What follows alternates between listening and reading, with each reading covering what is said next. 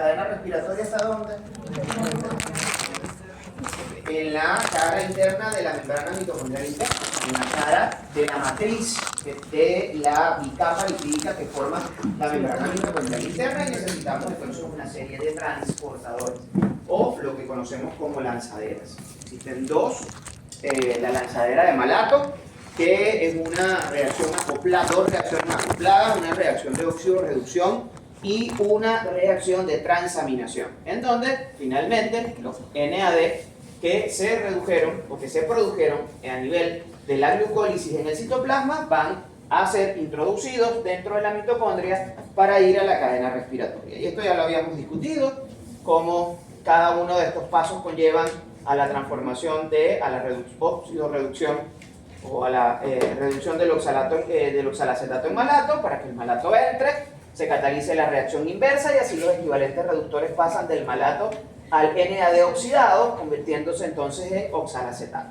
Pero como este oxalacetato debe salir nuevamente de la mitocondria, pero no existe un transportador de oxalacetato, sino que existe un transportador de alfa-cetoglutarato, que es este primer transportador que está acá, que mete malato y saca alfa-cetoglutarato. Se debe producir una reacción de transaminación en donde el ácido glutámico le cede su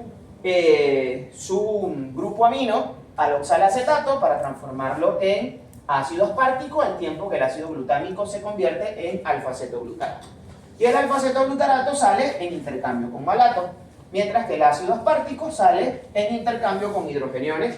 Y esta reacción de transaminación ocurre al revés, a nivel del citoplasma, y el ácido aspartico se transamina oxalacetato donando su grupo amino al alfa-cetoglutarato para transformarse en ácido glutámico.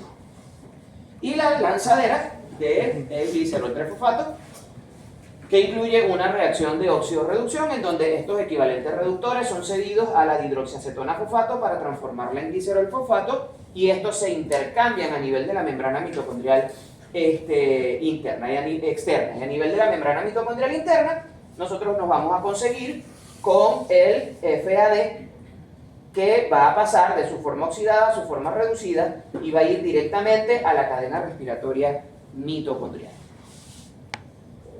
Entonces, los equivalentes reductores se producen en el ciclo de Krebs, y habíamos dicho en la clase pasada que una vuelta del ciclo de Krebs iniciaba con el agregado de estos dos carbonos del acetil-CoA a una molécula de oxalacetato para generar citrato. Y una vuelta iba a generar nuevamente una molécula de oxalacetato para dar otra vuelta más, con la generación de 2 moles de dióxido de carbono, 3 moles de NAD que van a pasar en 3 reacciones de oxidorreducción, van a pasar de su forma oxidada a su forma reducida, y una molécula de FAD que de su forma oxidada pasa a su forma reducida, y un mol de GTP que se va a transformar posteriormente en ATP por vuelta del ciclo de Krebs. Y vamos a ver entonces las reacciones una por una.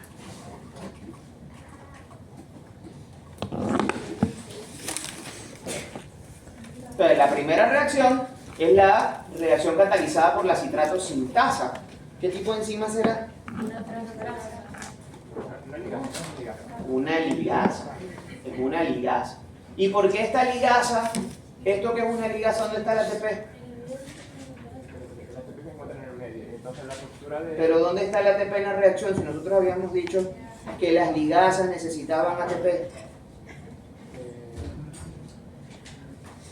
Porque normalmente las ligasas acoplaban la reacción catalizada con la hidrólisis de una molécula de ATP para obtener energía. Cuando se rompe el enlace de coenzima con sulfuro, ¿no crea la suficiente energía para...? Correcto. Esto que está acá, ¿qué es el acetil-CoA? ¿Qué es el acetil-CoA? Es una unión, o sea, es una molécula compuesta por un residuo de cisteína, ácido pantoténico, un residuo beta de la alanina, si lo ¿Beta-alanina? Y un ATP. ¿Pero qué es el acetil-CoA? ¿Qué es el acetilo? ¿Qué es el acetilo? El acetilo es esto. El acetilo es un grupo carboxílico con un grupo metilo. ¿Qué será eso? ¿Quién dijo ácido graso? ¿Por qué un ácido graso?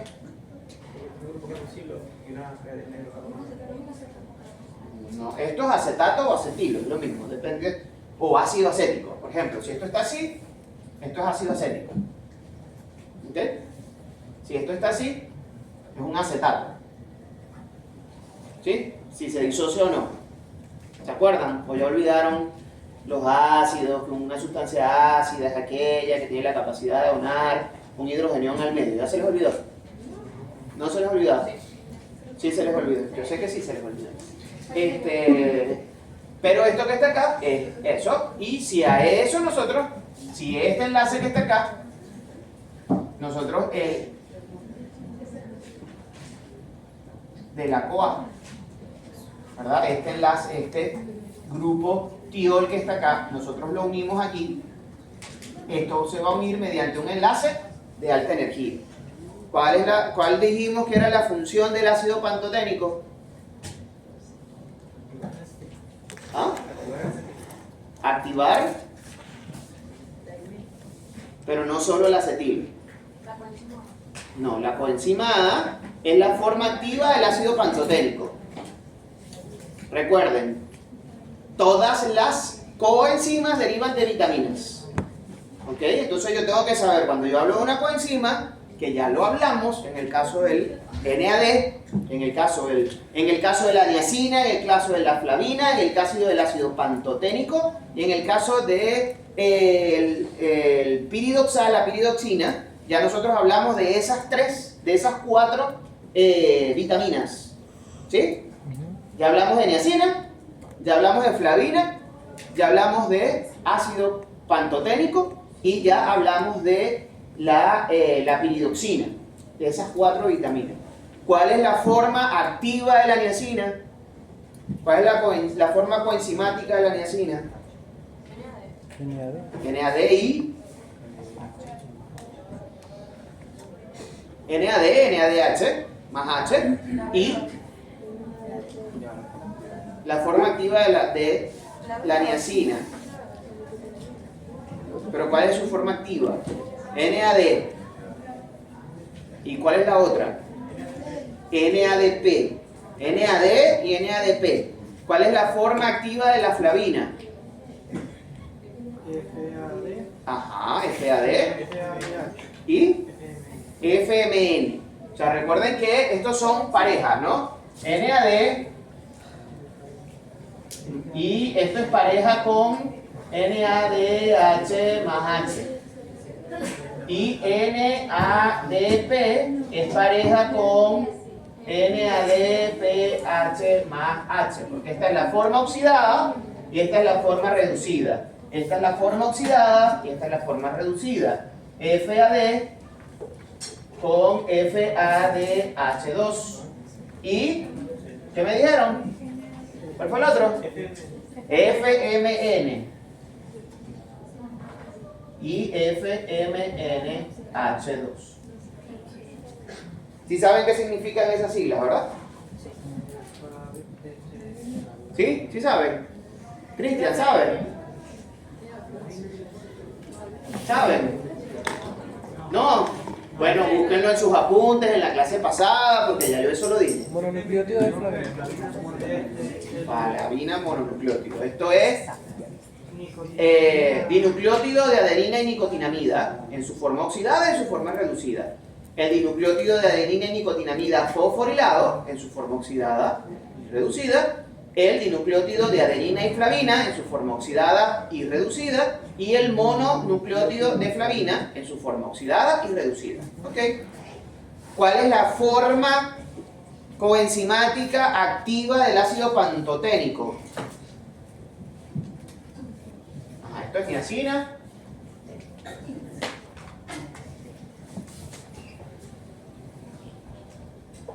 Esto es flavina. Ácido pantoténico. ¿Cuál es la forma activa?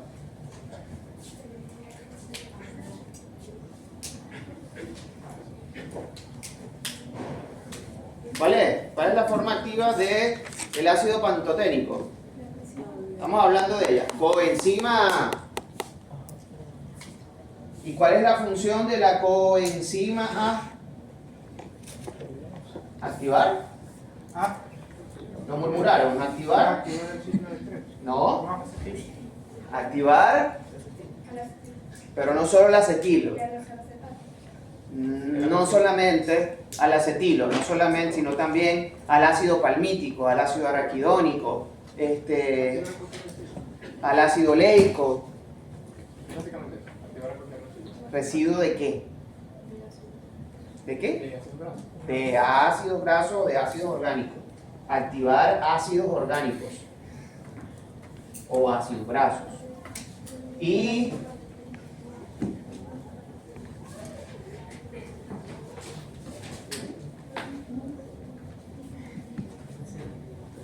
de la B6, ¿cuál es la forma activa? Fosfato piridoxal. Ajá, fosfato de piridoxal y piridoxamina. Piridoxal, fosfato y la piridoxamina. Estas son las formas activas. ¿Y para qué sirven? ¿Para qué sirve la B6? Es coenzima de qué reacciones? De la transaminación. ¿Y la niacina y la flavina es coenzima de qué La reacciones? oxidorreducción. Oxidorreductasa. De las reacciones de óxido-reducción. ¿Ok? Eso ya nosotros lo hemos ido discutiendo. Todo esto que está acá. Todo esto es pregunta de examen. Esto que está aquí es pregunta de examen. Entonces, no necesitamos ATP porque ya el acetilo está activo. Está activado aquí con la coenzima A. Entonces esto se forma un nuevo enlace y tenemos este compuesto que tiene la característica de que tiene 6 carbonos y de los 6 carbonos que tiene, 3 son ácidos carboxílicos. Tiene 3 ácidos carboxílicos y 3 carbonos, entonces por eso se llama ciclo del ácido tricarboxílico, porque empieza con la generación de citrato, que es un ácido tricarboxilado, que tiene 3 grupos carboxílicos. Sin embargo, este citrato que está acá no es... Este grupo que está aquí hace que este compuesto no sea energéticamente o termodinámicamente apropiado para generar la otra reacción. Y por eso la siguiente reacción es la transformación del citrato en su isómero, que es el isocitrato, en donde el hidroxilo en el citrato está en el carbono 3, mientras que el hidroxilo en el isocitrato está en el carbono 4. Recuerden que nosotros contamos este como el carboxilo 1, el carboxilo como el primer carbono. Entonces este vendría a ser el carbono alfa, 1, 2, 3, 4 y 5, y este carboxilo, aunque forma parte, pero no se cuenta dentro de la cadena. ¿Okay? Entonces este grupo hidroxilo pasa de esta posición a estar en esta otra posición. Y luego la siguiente reacción es una reacción de oxidorreducción, en donde el isocitrato se va a convertir en oxalacetato. Fíjense que este señor tiene un grupo hidroxilo aquí y el oxalacetato tiene un grupo carbonilo. Sale el hidrógeno del hidroxilo y sale el hidrógeno de este carbono que está acá, y estos dos hidrógenos van a ser transferidos al NAD.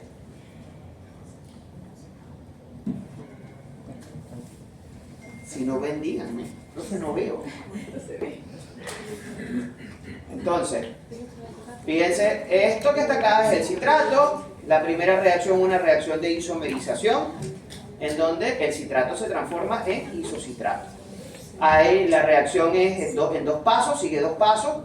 Una primera de deshidratación para transformar el citrato en cis-aconitato, y luego una reacción de hidratación para generar el isocitrato, que es esta reacción de nosotros. Luego este isocitrato se va a transformar en oxalosuccinato o oxalacetato, como ustedes quieran decirlo. Eso va a depender del libro que consulte, y la reacción es catalizada por la isocitrato deshidrogenasa. En esta reacción, que es una reacción de oxidorreducción, dos equivalentes reductores, que son el hidrógeno este que está acá y el hidrógeno este que está acá, pasan al NAD, que está en su forma oxidada, y pasa a estar en su forma reducida, y el isocitrato se convierte en oxalosuccinato o oxalacetato. Fíjense que aquí tenemos un grupo hidroxilo, y este grupo hidroxilo se transforma en un grupo carbonilo. ¿Ok? Luego, la isocitrato, esta reacción es catalizada por la isocitrato deshidrogenasa, que va a catalizar, luego que esto ocurre, la descarboxilación del oxalosuccinato a alfa-cetoglutarato. Y ahora tenemos la primera molécula de CO2. Entonces, fíjense que ya este señor tenía 6 carbonos y ahora este compuesto tiene solo 5. Y esto es un alfa-cetoácido. Este alfa-cetoácido luego va a ser sujeto de otra reacción de óxido-reducción y otra descarboxilación oxidativa, en una reacción que nosotros vamos a estudiar con más detalle cuando hablemos de la piruvato deshidrogenasa. Pero en este momento nos vamos a quedar con la idea de que este alfa-cetoglutarato se va a descarboxilar a succinato, pero no va a ser cargado energéticamente, porque se va a unir a la coenzima A. Además de eso, se va a producir, además de la descarboxilación, se van a generar dos equivalentes reductores que van a pasar al NAD oxidado, que generará un NAD reducido. ¿Para qué es este succinil-CoA? Este succinil-CoA luego va a generar una reacción de transferencia de síntesis de ATP mediante la succinato-tiosinasa, que va a transformar el succinil-CoA en succinato, y la ruptura de este enlace conlleva a la formación de un enlace de alta energía entre el ADP y el pirofosfato para generar un mol de ATP o un mol de GTP, no importa. Algunos libros ponen el ATP directamente, otros ponen GTP aquí, eso realmente no es diferente. Ahora ya tenemos un compuesto de 4 carbonos. ¿Okay? Ya se descarboxiló lo que se iba a descarboxilar. Se descarboxiló aquí, se descarboxiló aquí. Tenemos un compuesto de 4 carbonos, pero que está formado por 2 grupos carboxílicos, y lo tenemos que transformar en esto, en el oxalacetato, que tiene los 2 grupos carboxílicos, pero no tiene estos 2 grupos, sino que tiene un grupo carbonilo. Entonces este señor que está acá hay que transformarlo en un grupo carbonilo, y lo primero que va a ocurrir es una reacción de óxido-reducción catalizada por la succinato deshidrogenasa, quien va a tomar 2 equivalentes reductores y lo va a transferir al FAD, y va a transformar el succinato en fumarato. ¿Ok? En donde ya aquí tenemos un doble enlace. Esto que está acá, se sacó un hidrógeno de acá, un hidrógeno de acá, se forma aquí un doble enlace y los 2 equivalentes reductores van al FAD. Y se genera el fumarato. Ahora esto todavía no es esto. Todavía tenemos que seguirlo transformando. Entonces lo primero que ocurre luego es que el fumarato se va a deshidratar por una fumarasa a malato. Y este doble enlace se va a transformar ahora en un grupo hidroxilo, porque se va a sacar una molécula de agua de acá. Y este malato, finalmente, una última reacción de óxido-reducción, va a retirar este hidrógeno, y este hidrógeno va a formar el grupo carbonilo, y los 2 equivalentes reductores van a ir al NAD para generar oxalacetato. Y así se termina el ciclo. La siguiente es la citrato-sintasa, que transforma el oxalacetato junto al acetil-CoA en citrato, y se repite el ciclo nuevamente. Por eso es un ciclo. Por eso se representa como un círculo. ¿Qué tienen que hacer con esto? Bueno, me conformo con que ustedes sepan cuántas reacciones de óxido-reducción hay.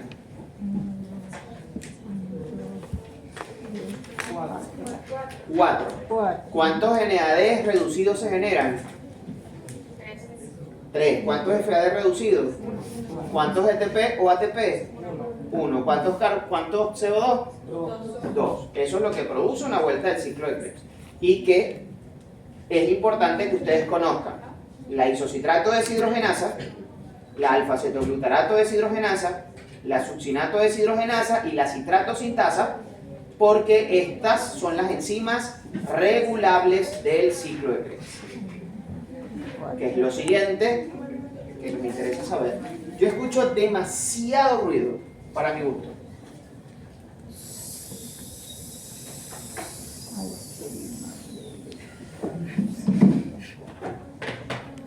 Entonces, las tres enzimas que nos interesan, porque son las enzimas regulables, son el citrato sintasa, la isocitrato deshidrogenasa y la alfa-cetoglutarato deshidrogenasa. Porque estas señoras, estas enzimas son reguladas por alosterismo.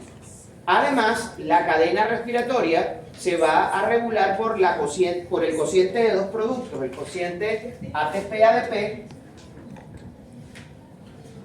y el cociente NAD reducido, NAD oxidado.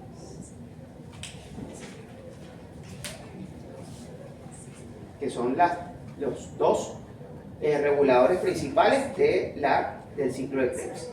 De que observamos que la relación ADP-ATP, cuando está a favor del ADP, promueve la actividad de la isocitrato deshidrogenasa, porque si la relación ADP-ATP está a favor del ADP, quiere decir que la célula le falta energía, no tiene suficiente cantidad de energía. Y esta relación a favor del ADP entonces promueve el flujo de sustrato a través del ciclo de Krebs. Mientras que cuando esta relación está a favor del ATP, entonces tiene un efecto negativo sobre el ciclo, porque si hay mucho ATP, quiere decir que hay suficiente cantidad de energía en la célula, de manera que el ciclo de Krebs, cuyo objetivo es generar los equivalentes reductores necesarios para la síntesis de ATP, no es tan necesaria y por ende el flujo de sustrato a través del ciclo de Krebs disminuye. En la imagen anterior, en el libro de Van More, esa parte está diferente desde la... Bueno, desde aquí. Desde ahí, la de esa. No, La anterior. De este lado. Desde el fumarato. ¿Qué pasó? Diferente. Tiene algunas... O sea, no importa que sea diferente. ¿En qué sentido es diferente? En el sentido estructuralmente está diferente. ¿En qué está diferente? En el libro, por ejemplo, aquí en la fumarato le falta un CH y un grupo carboxilo. Un CH. Sí. Este CH. No, le falta el hidrógeno. Es el hidrógeno que está ahí. ¿Qué hidrógeno? El que está aquí en el fumarato. Este hidrógeno. Ajá, le falta aquí. Cuenta los enlaces. Pero si quieres puede aquí para... No, yo sé lo que ustedes están viendo. Yo conozco el libro, yo sé lo que ustedes están viendo, pero el único detalle es que allí, la única diferencia es que lo que ustedes están viendo está lineal y esto aquí está dobladito, pero eso es indistinto. El asunto es que este hidrógeno no puede faltar aquí, porque ¿cuántos enlaces o cuántos electrones de enlace tiene el carbono? 1, 2, 3. Si esto no está aquí, entonces le falta un enlace. Pero recuerden que nosotros dijimos desde el principio que en las cadenas carbonadas siempre el carbono está lleno.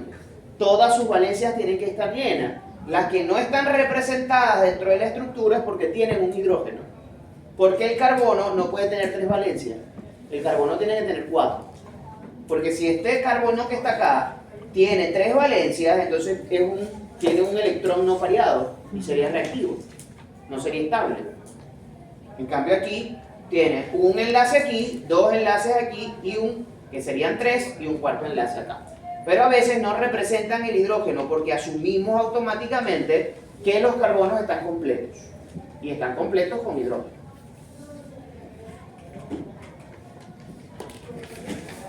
Ok. ¿Me falta una lámina? Ok. ¿Qué pasa? La isocitrato deshidrogenasa es una enzima que tiene regulación alostérica.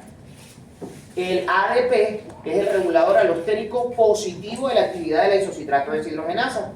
Cuando los niveles de ADP están elevados, entonces el ADP se une a la subunidad alostérica de la isocitrato deshidrogenasa y la activa.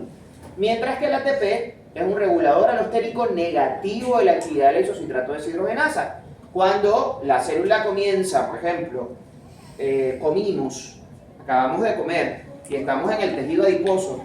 El tejido adiposo comienza a sintetizar ATP, comienza a sintetizar energía. Cuando los niveles de ATP aumentan, entonces eso ese ATP inhibe la actividad de la isocitrato deshidrogenasa y para el flujo de sustratos a través del ciclo de Krebs. Porque si hay mucho ATP, no se necesita sintetizar más. La citrato sintasa tiene dos reguladores alostéricos negativos. El primero es el citrato propiamente. El citrato ejerce un efecto regulador alostérico negativo sobre la actividad de isocitrato sintasa, y por otro lado el acetil-CoA. El aumento de los niveles de acetil-CoA, de la concentración de acetil-CoA, tiene un efecto negativo sobre la actividad de la isocitrato sintasa, y cuando hablemos de síntesis de triacilglicéridos, este efecto alostérico negativo de la acetil-CoA sobre la citrato sintasa va a ser importante. En la isocitrato deshidrogenasa también le estimula la NAD, ¿o no? Sí, por estos cocientes. Lo que pasa es que no lo dije. Así como hay el cociente ADP-ATP a favor del ADP, promueve el ciclo, el cociente ATP-ADP a favor del ATP inhibe el ciclo, el aumento de la concentración de NAD reducido inhibe o reduce el flujo de sustrato a través del ciclo. Recuerden que la disponibilidad de coenzimas es un factor importante en la regulación de la actividad enzimática. Si yo tengo mucho NAD, o si este NAD se está acumulando, este NAD reducido se está acumulando, entonces ya la enzima no va a disponer de NAD oxidado para catalizar la reacción. Y la disminución en la disponibilidad del NAD oxidado va a reducir el flujo de sustrato a través de todas las reacciones que dependen de NAD oxidado. Entonces, cuando hay mucho NAD reducido, o cuando la relación NAD oxidado, NAD reducido está a favor del NAD reducido, entonces disminuye también el flujo de sustrato a través del ciclo. Cuando el NAD oxidado está bien, o sea, está estable, funciona el ciclo normal. Correcto. Entonces, ¿qué está acá? Llegamos aquí a la cadena respiratoria. Todos esos equivalentes reductores que nosotros, ya esto sería el tercer ciclo, la primera parte de las reacciones de óxido-reducción o de la fosforilación oxidativa es la transformación de la glucosa y de los ácidos grasos en acetil-CoA. La segunda es la degradación o la degradación oxidativa del acetil-CoA, y la tercera es entonces la síntesis de ATP mediante el transporte electrónico mitocondrial. Esa cadena respiratoria va a ocurrir a nivel de la membrana mitocondrial interna y está constituida por enzimas óxido-reductasas que tienen como aceptor final el oxígeno. O sea que la última es una deshidrogenasa aerobia. Transporta, o una oxidasa, transporta los átomos de hidrógeno en forma de electrones producidos por el ciclo de Krebs hasta el oxígeno, que es el aceptor final, para formar una molécula de agua.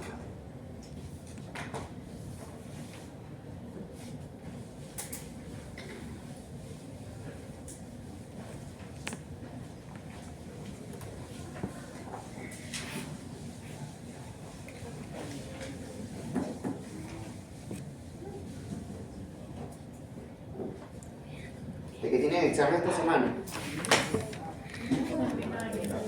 Nosotros sí tenemos examen. ¿Están libres?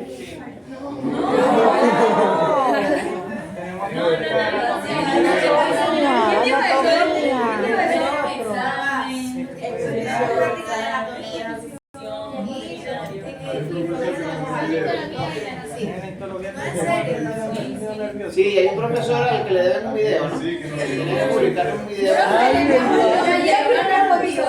Lo estoy leyendo. En el mismo orden de ideas en el que ustedes me están enviando los guiones, me están enviando los muchachos del posgrado sus proyectos para que los revisen. Entonces, nada, no tengo un giratiempo. Me encantaría tener un giratiempo, pero no lo tengo. Ya vamos a hablar de qué son los citocronos. Ok,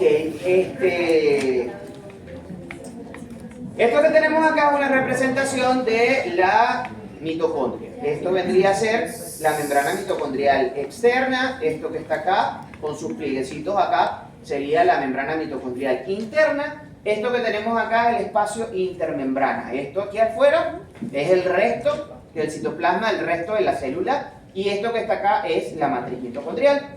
Dentro de la matriz mitocondrial nosotros vamos a tener reacciones importantes como la descarboxilación del piruvato por la piruvato deshidrogenasa hasta acetil-CoA, o la vía de oxidación de los ácidos grasos, que es la beta-oxidación, para generar acetil-CoA.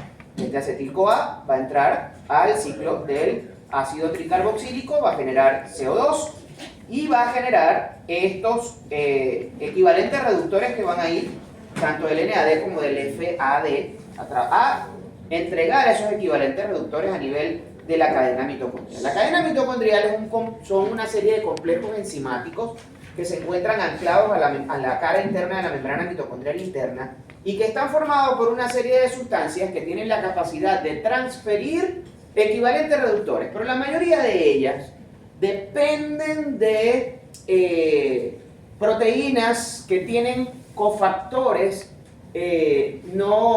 cofactores inorgánicos como el hierro o el cobre, que estos cofactores inorgánicos tienen la característica de que ellos solo pueden transferir electrones. Recuerden que cuando nosotros hablamos de equivalentes reductores, nosotros hablamos que un equivalente reductor está representado por el átomo de hidrógeno, por el protón de hidrógeno o por los electrones. Y esos electrones normalmente también vienen a partir del hidrógeno. Recuerden que nosotros podemos tomar el átomo de hidrógeno que tiene un protón y tiene un electrón, y esto se puede disociar. El electrón puede pasar a otra sustancia en forma de electrón y el protón de hidrógeno puede quedar en el medio, como queda de la disociación del agua. Ahora bien,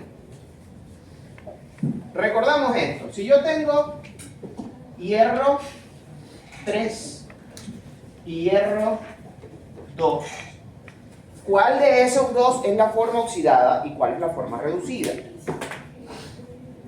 La primera. Hierro 3 es la oxidada. Ajá. Hierro 3 es la oxidada.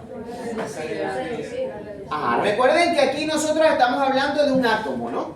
No estamos hablando de una molécula. Una molécula puede ganar y perder protones porque está ganando o perdiendo el núcleo. O sea, yo tengo esto,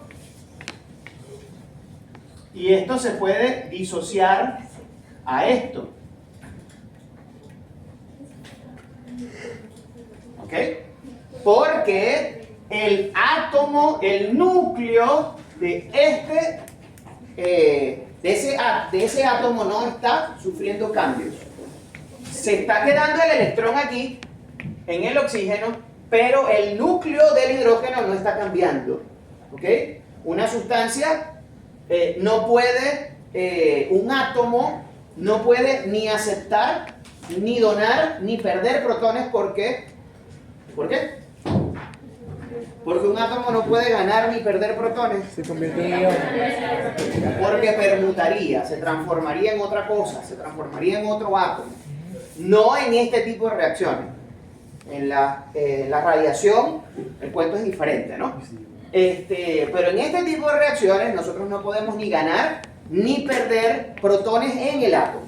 Entonces, cuando nosotros hablamos de proteínas que tienen cofactores y que estos cofactores son átomos de hierro, esos átomos de hierro pueden tomar y recibir electrones, pero no pueden donar ni recibir protones porque permutarían, dejarían de ser hierro, pasarían a ser otra cosa.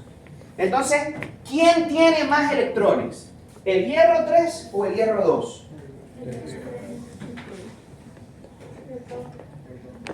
¿Por qué el 2 tiene más electrones? Porque tiene una carga positiva menor. Es decir, esto nos indica que tiene un electrón más alto. Creo que eso es lo que había dicho. Ok, vamos a explicarlo un poquito más. ¿Qué hace, por ejemplo, que el carbono, que tiene 6 protones y tiene 6 neutrones, sea eléctricamente neutro?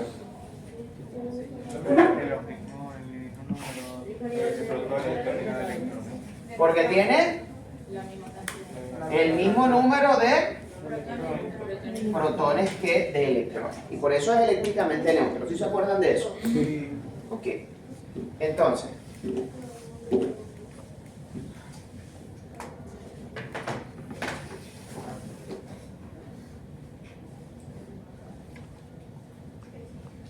perdón, cuando es muy insistente.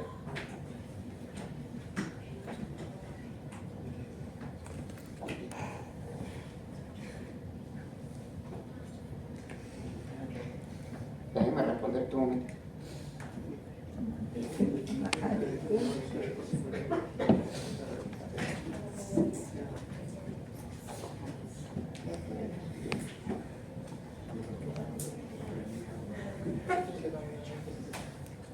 Entonces, ¿cuál es el número atómico del hierro?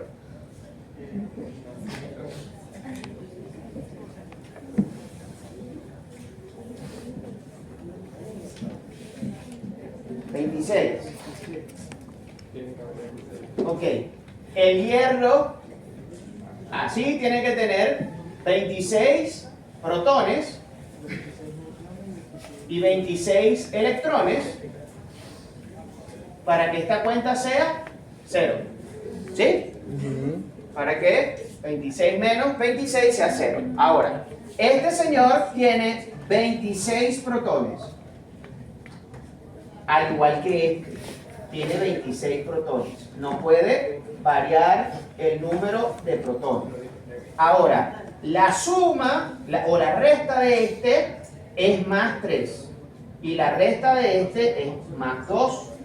¿Cuántos electrones tiene que tener este señor para que tenga 3 cargas positivas? 29. 29. ¿Cuánto es el valor de X? X es igual, perdón, 26 menos X es igual a menos 3.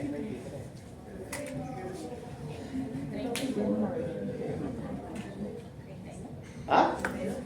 32. Si yo a 26 le resto 32, esto es menos 6.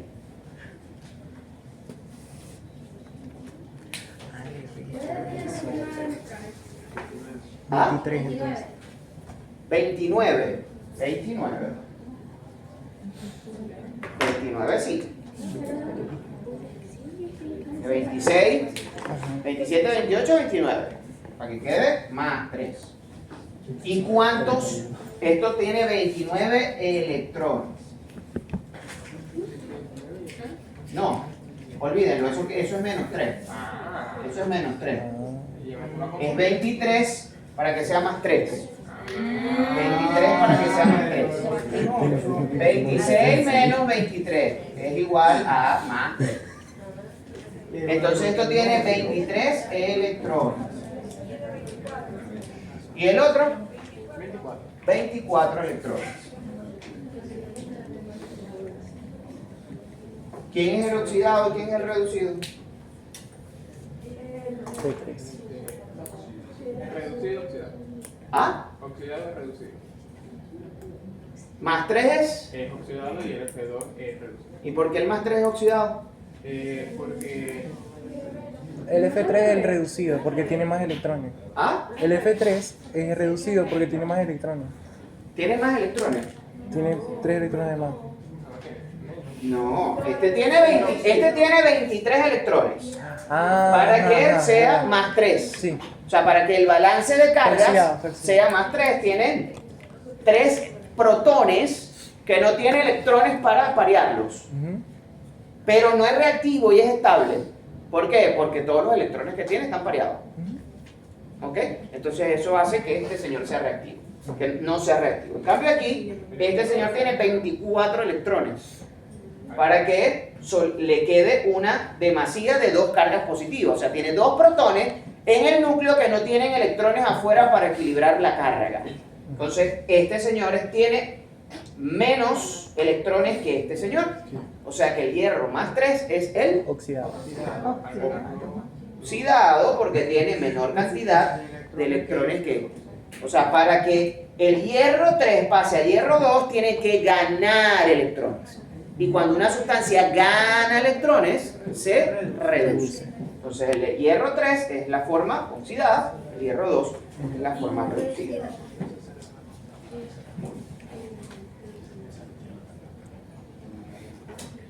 ¿Sí me entendieron? ¿O sí lo entienden?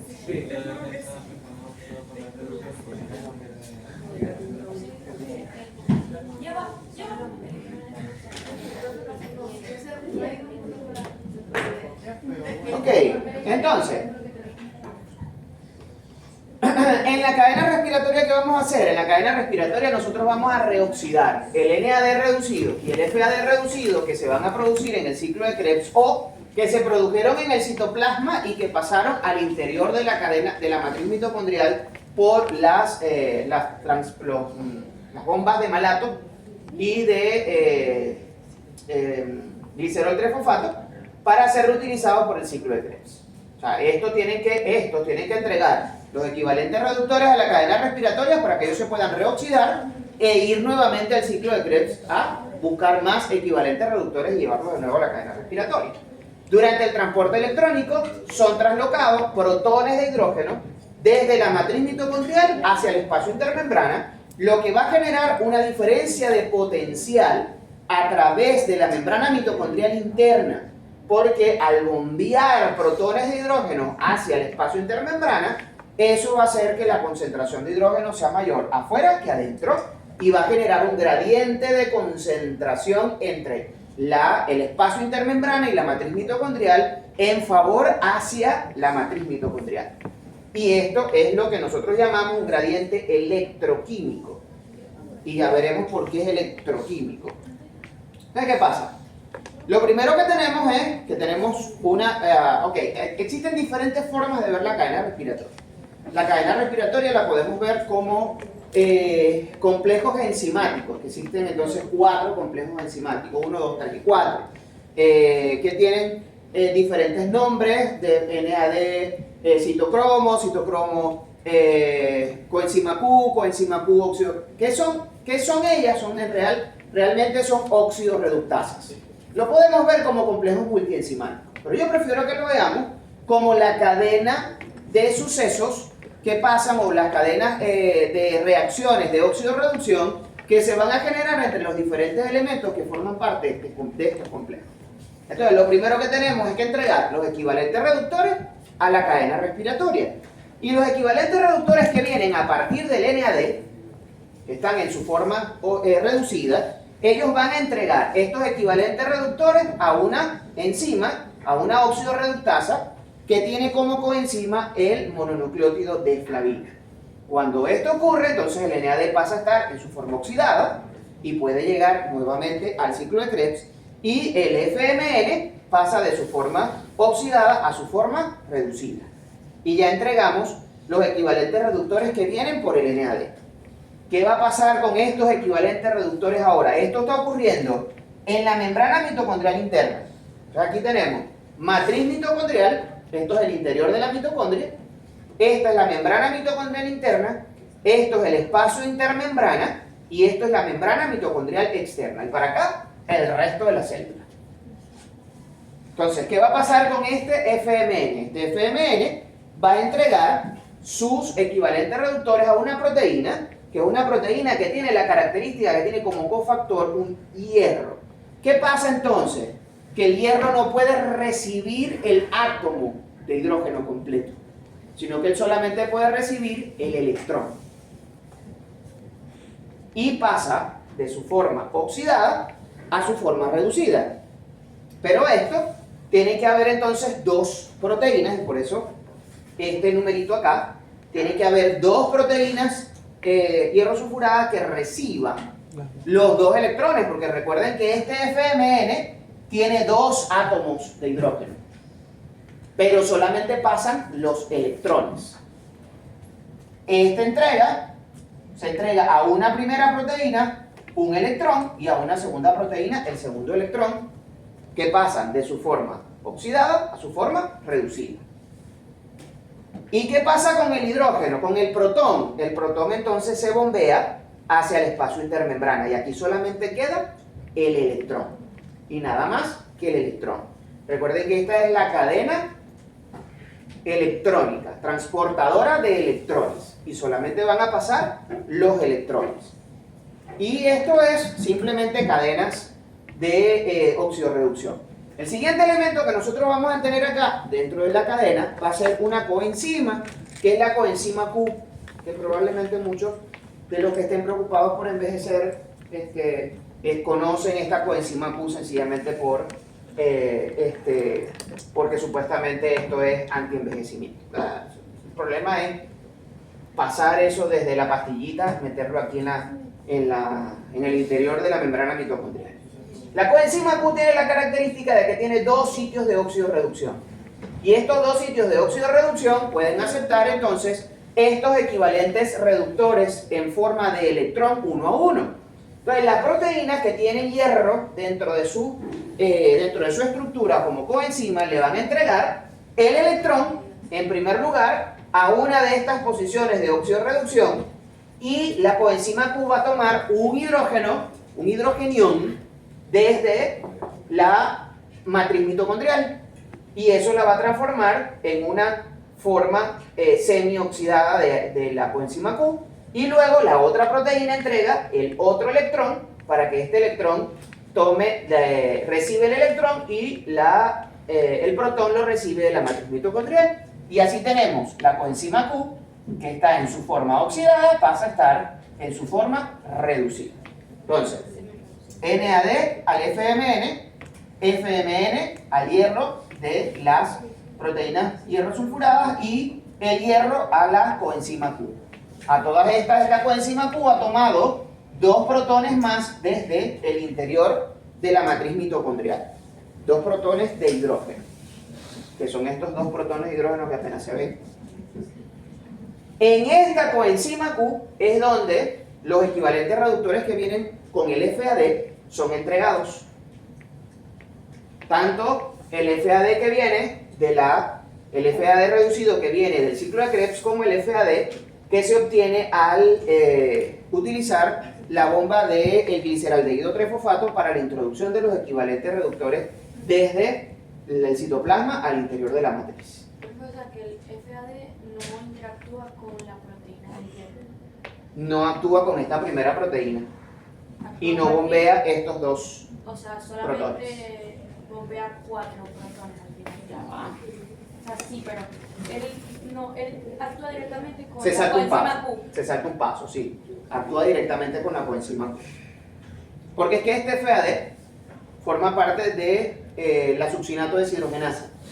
La succinato deshidrogenasa es una enzima del ciclo de Krebs. Nosotros la vemos dentro del ciclo de Krebs, pero esa es esta enzima, este complejo, que es el complejo 2, que es el complejo de la succinato deshidrogenasa, que forma parte del ciclo de Krebs, pero que forma parte también de la cadena respiratoria. Al final, todos los equivalentes reductores que vienen del FAD reducido se saltan un primer paso. Entonces, ¿qué pasa entonces con esta coenzima, este FAD entrega en la coenzima Q? ¿Qué va a pasar con la coenzima Q reducida, que se tiene que reoxidar? Y para reoxidar se va a utilizar el citocromo. El citocromo es una proteína compleja que tiene como cofactor, nuevamente, hierro. Y existen varios tipos de citocromo, dependiendo de su estructura. Citocromo C, citocromo B, citocromo A. Aquí actúa el citocromo B. El citocromo, dos citocromos B, dos moléculas de citocromo B, que tiene cada una un hierro dentro de su estructura, van a recibir un electrón de aquí y luego el otro electrón de acá. Y en el interín, esta coenzima Q suelta los equivalentes reductores, los protones en el espacio intermembrana. Y aquí se bombean otros dos protones de hidrógeno. ¿Qué va a pasar con este citocromo B? Este citocromo B se debe reoxidar y se reoxida entregando a otra molécula de coenzima Q los equivalentes, los electrones en este caso. Y la coenzima Q nuevamente vuelve a tomar dos hidrógenos que se encuentran en el espacio en la matriz mitocondrial para poder pasar a su forma reducida. Ese citocromo, esa coenzima Q, va a interaccionar con otro citocromo, que en este caso es el citocromo C, Y este citocromo C igualmente tiene un hierro, una molécula de hierro, que pasa de su forma oxidada a su forma reducida y recibiendo solamente los electrones. Y los protones de hidrógeno son bombeados al espacio intermembrana. Luego, el citocromo C le va a entregar los equivalentes reductores en forma de electrones a el citocromo A y el citocromo a un átomo de oxígeno para formar una molécula de agua. El paso de los electrones a través de la cadena electrónica mitocondrial genera una molécula de agua y ha generado otra cosa. Ha generado un gradiente electroquímico. La concentración de hidrogeniones en el espacio intermembrana es mucho mayor que a nivel de la matriz mitocondrial, y eso hace que haya una diferencia de potencial porque hay más cargas eléctricas positivas de este lado en el espacio intermembrana que en el interior de la matriz mitocondrial, y eso genera un gradiente eléctrico porque hay más cargas positivas aquí que aquí, o sea que la matriz mitocondrial es más electronegativa que el espacio intermembrana. Ahora bien, ¿qué otra cosa determina la concentración de hidrogeniones? El pH. Entonces hay también una diferencia de pH. ¿El espacio intermembrana será más ácido o más básico? Más ácido. Más ácido, porque tiene más hidrogeniones. Entonces por eso se dice que aquí se ha generado un gradiente electroquímico. Electro por la diferencia de potenciales y químico por la diferencia de pH que existe entre el espacio intermembrana y la matriz mitocondrial. ¿Con qué finalidad? Con la finalidad de que nosotros tenemos el complejo 5 de la cadena respiratoria, que es una proteína que tiene una proteína que tiene estructura cuaternaria y que en su estructura tiene dos subunidades. Una subunidad conocida como subunidad F0, que es una proteína canal. Ella es una proteína que permite el paso de los hidrogeniones a favor de un gradiente de concentración. Los hidrogeniones que pasan por el complejo 5, ¿para dónde irían? De aquí para acá, del espacio intermembrana a la matriz o de la matriz al espacio intermembrana. Intermembrana a la matriz. ¿Ya se durmieron ahí atrás? No están dormidos. Nadie, todo el mundo despierto. Entonces, ¿qué sucede? Que si hay más concentración de hidrógenos aquí que aquí, estos hidrógenos van a pasar a través de la subunidad F0, buscando equilibrar la diferencia, el gradiente electroquímico que hay a través de la membrana mitocondrial interna. Esa fuerza o ese paso de protones, a través de la subunidad F0 permite el cambio conformacional de la subunidad F1, que es esta subunidad F1 es la que se conoce como ATP sintasa. Esa ATP sintasa es una proteína que tiene múltiples subunidades, al menos 3 subunidades, en donde ella puede unir ADP y fosfato.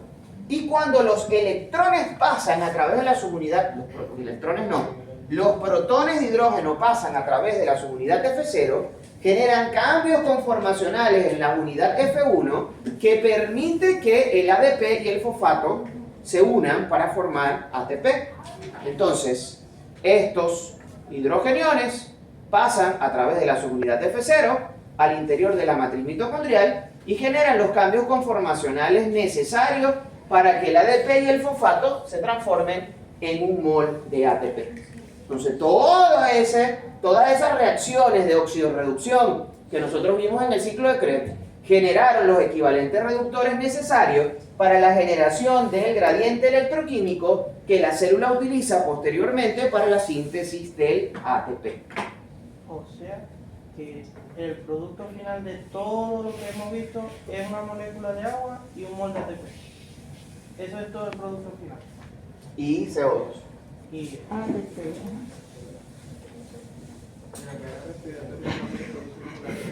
¿Cómo? La cadena respiratoria, ¿cuántos ATP producimos? Como tal. La cadena respiratoria. Dependiendo. dependiendo de si estamos hablando de NAD, por vuelta se pueden producir 3. Dependiendo de en quién te apoyes. Existen dos teorías. Está la teoría quimiosmótica de Mitchell, que es un poquito más antigua, pero es redonda. Ella dice, según la teoría quimiosmótica de Mitchell, se dice que por cada par de protones bombeados en la cadena respiratoria se produce un mol de ATP. Y ahorita no recuerdo el nombre de la otra teoría, que dice que por cada par de protones, o sea, no se produce un número redondo, sino que por cada NAD reducido se producen 2.5 moles de ATP y por cada FAD reducido se producen 1.5. Es más exacta, está más relacionada con lo que es la realidad, pero mientras ustedes no vayan a investigar en esa área, nos vamos a quedar con la quimiosmótica de Mitchell. Entonces, ese flujo que nosotros vimos allá, es el mismo flujo que nosotros tenemos acá, en donde el NAD entrega los equivalentes reductores al FMN, el FMN entrega los equivalentes reductores a la proteína hierro sulfurado, y bombea un par de protones de hidrógeno. Aquí estamos al revés, aquí estamos matriz, membrana mitocondrial interna, espacio intermembrana. Lo tenemos al revés. Luego esta proteína hidrosulfurada lo entrega a la proteína Q y los generados por FAD, ya sea por la bomba del glicerol 3-fosfato o el FAD que se genera aquí mismo, en esta reacción, entrega el equivalente reductor a la coenzima Q. Luego esta coenzima Q lo va a entregar al citocromo B, luego este citocromo B al citocromo C, luego el citocromo C al citocromo A, y luego entonces esto es la segunda parte, esto finalmente lo va a entregar a el oxígeno, citocromo B, citocromo C, citocromo C, citocromo A y citocromo A, agua, oxígeno, para generar agua. O sea, este es el flujo del NAD y este es el flujo del FAD.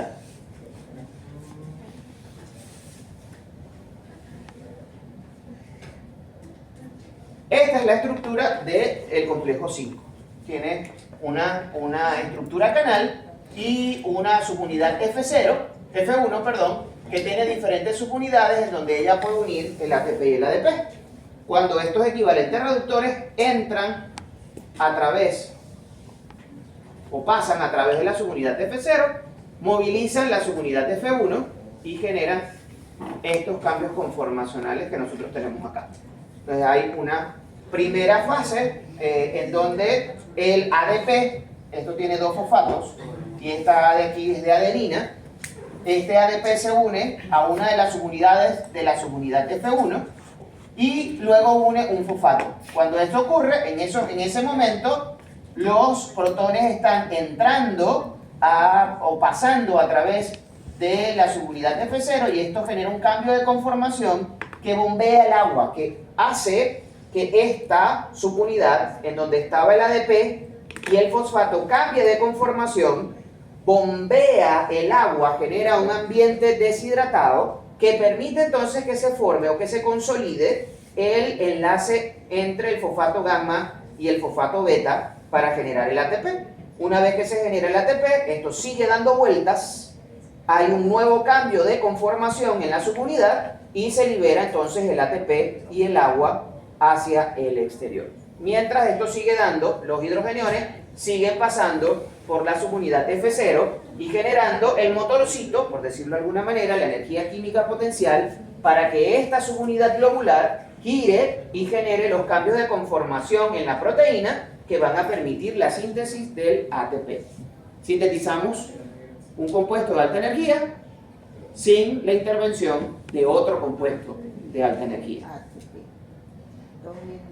Entonces, lo siguiente que nos correspondería sería saber estimar el rendimiento energético de vueltas por. Entonces, nosotros nos vamos a pegar a la teoría quimiosmótica de Mitchell donde dice que por cada par de hidrógenos que se bombea se produce un mol de ATP.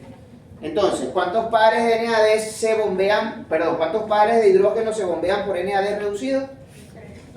3 pares, o sea que se producen 3 ATP. Todo el mundo entiende que 3 pares son 6, ¿no? Sí. Ok. Y un mol de FAD genera solamente, bombea solamente 2 pares, por ende solo se producen 2 moles de ATP. Si nosotros contamos la cantidad de energía que se produce de manera indirecta y directa por vuelta del ciclo de Krebs, nos vamos a conseguir que por vuelta del ciclo de Krebs se producen 3 NAD, un FAD y un ATP por fosforilación a nivel de sustrato en la transformación del succinil-CoA en succinato. Entonces, si se generan 3 NAD reducidos y por cada NAD se producen 3 ATP, por estos NAD reducidos se van a producir 9 ATP. Si se produce un FAD reducido y por cada FAD reducido se producen 2 ATP, entonces por vuelta del ciclo de Krebs, por FAD reducido se van a producir 2 ATP. Y como se produce un ATP por fosforilación a nivel de sustrato, cada vuelta del ciclo de Krebs produce 1, 3, 12 moles de ATP. O sea, por cada vuelta que damos del ciclo de Krebs, o sea, por cada mol de acetil-CoA generado, ¿ok?, se van a generar 12 ATP. ¿Sí se entendió esto? Claro, esto es pregunta de examen. Y lo vamos a preguntar ahorita y lo van a necesitar. Por cada mol se generan 12. ¿Ah? Por cada mol se generan Por cada mol de acetil-CoA, o lo que es lo mismo, por cada vuelta del ciclo de Krebs, se generan 12 ATP. ¿Dudas? Cuando hay una fosforilación a nivel de sustrato de la ADP, como fosfato inorgánico para formar ADP, ¿de dónde sale ese fosfato inorgánico? Del ambiente, sí. El fosfato está libre en la célula, igual que el calcio, igual que el calcio no, igual que el sodio, igual que el potasio, igual que el cloro, están libres en la célula. El fosfato está libre en la célula.